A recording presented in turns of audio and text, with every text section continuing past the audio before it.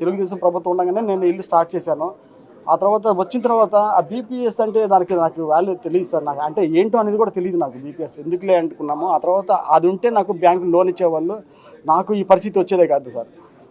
అప్పులు కొంచెం చేశాను. ఒక 5 లక్షలు అట్లా మొత్తం 20 లక్షల దాకా అప్పులు చేయటం వల్ల అప్పులు 5 లక్షలకి 5 లక్షలు వడ్డీలు కట్టుకుంటూనే వెళ్ళిపోయాను సార్. ఎవరికి నేను ఇలా 5 సంవత్సరాల నుంచి వడ్డీలు కట్టుకుంటా తినడానికి తిండి లేదు. ఎలాంటి పరిస్థితుల్లో కూడా నేను వడ్డీ కట్టేవాడిని సార్.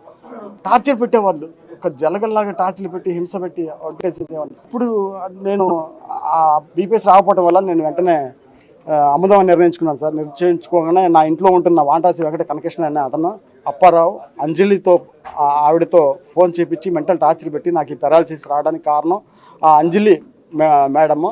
ఆ అంజలి ఆవిడతో కాల్మనీలు వీళ్ళు దందాలే సార్ వీళ్ళు జీవితంలో. ఆ వెంకట కనకృష్ణ అనే అతను వాళ్ళ సొంత చెల్లి అక్కనే మోసం చేసి కోర్టులో కేసులు అన్ని వాళ్ళు ఇప్పుడు నడుస్తూనే ఉన్నాయి సార్. అలాంటి దుర్మార్గుడు కనక వెంకటకృష్ణ అనే అతను వాళ్ళ మామ అప్పారావు ఇలాగా దుర్మార్గంగా ఉన్నారు సార్ వంటవల్ల విజయవాడలో.